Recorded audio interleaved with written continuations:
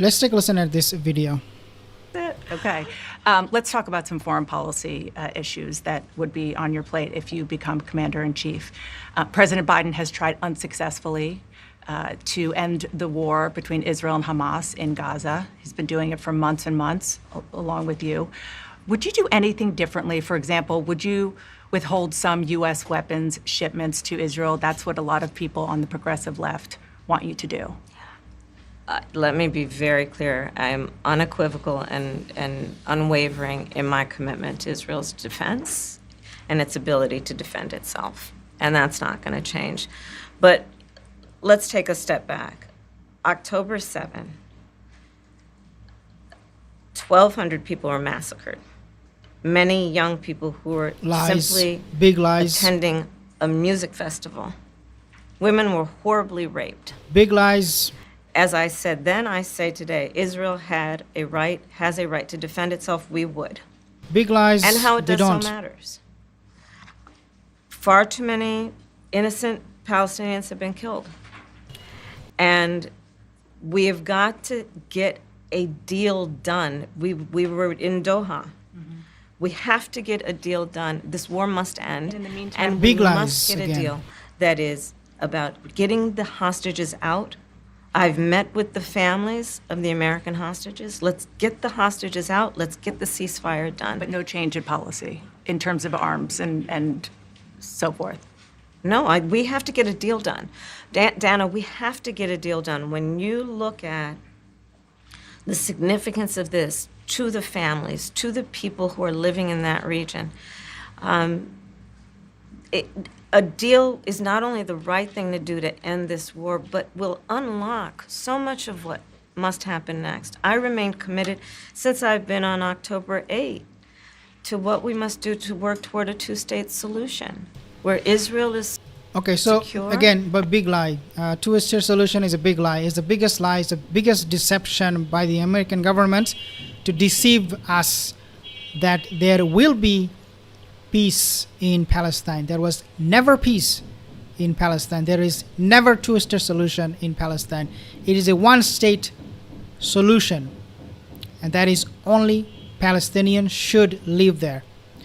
But this two-state solution never worked, will not work. Now, take a listen what she said. I do find her tone changed a little bit. She pivoted a little bit from this position. So let's take a listen to what she said recently with CNN. So let's take a listen. and 500,000 people facing catastrophic levels of acute food insecurity. What has happened in Gaza over the past 9 months is devastating. The images of dead children and desperate, hungry people fleeing for safety, sometimes displaced for the second, third, or fourth time. We cannot look away in the face of these tragedies. We cannot allow ourselves to become numb to the You did allow suffering, yourself. and You did I will look not away. be silent. I will not be silent. You are silent. Lie. Again. How many times she lied? Can you keep count? I don't know. I don't think so. Too many lies. Okay, so this video, she started off with so many lies. When she was asked question about Palestine, about Gaza situation, she started off with a lot of lies. Women were raped, 1,200 people killed, not 1,200 people killed by Hamas, over 700, almost 800 people were killed by IDF itself. The body, the babies were beheaded, and all of those nonsense BS bollocks coming from her. And then she backed up her lies with what? Silence. She said, I will not be silent. What are you going to do? She said, I will not be silent. When this interview was taking place, Dana Besh from CNN asked her, so you are going to be stopping all the weapon supply to Israel? She said, nothing. In other words, I will continue on supporting Israel. I will continue on giving them weapons and arms, mass destruction, all of the things that they need. And I also at the same time want them to stop this genocide. Can you believe? So it's like talking to a bunch of stupid people, telling them or trying to convince them that I gave this knife to this lunatic, on the street, this mad dog, and I told him, hey, I'm giving you the knife, I'm giving you the gun, I'm giving you everything you need, but please don't shoot at people. This is exactly the same metaphor that we see in reality coming from Kamala Harris.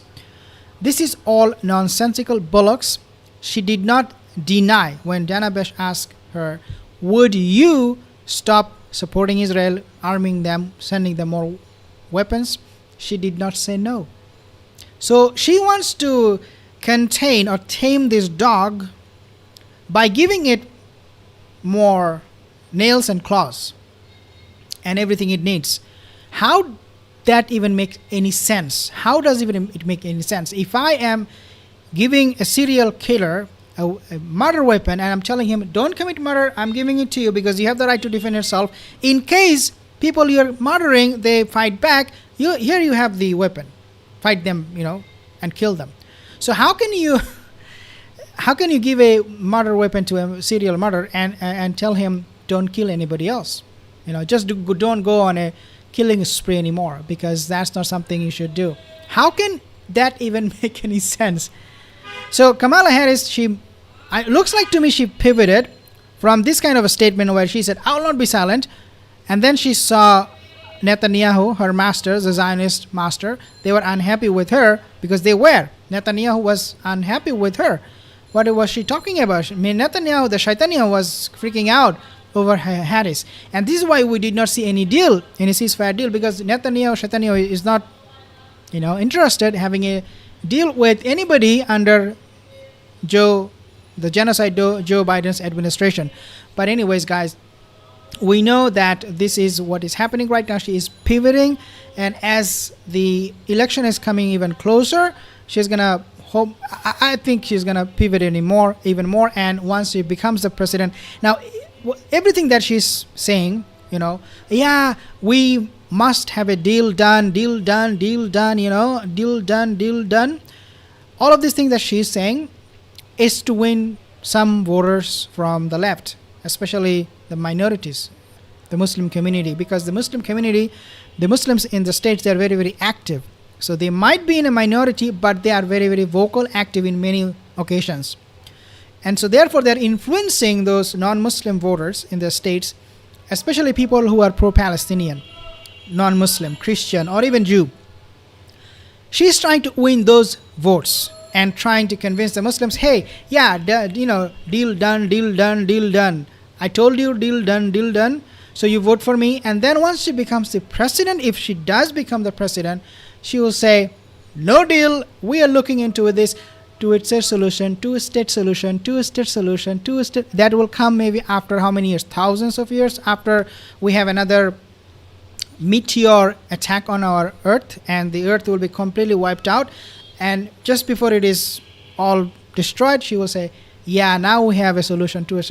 I think she's waiting for that meteor. I think she's waiting for that comet to attack our Earth, and then she will reach to a two-state solution, and we will see some peace. But these are all bollocks coming from Kamala Harris. So if you're in the States thinking you can believe her and vote for her, think again. Don't vote for Kamala. If you're a Muslim, the Palestinian blood will be on your hand. Don't vote for her. Don't vote for Donald Trump. If you have to vote, go and vote for somebody else. That's my point. But this is becoming absolutely disgusting and open to all of us. That hypocrisy knows no bound. Thank you so much for watching.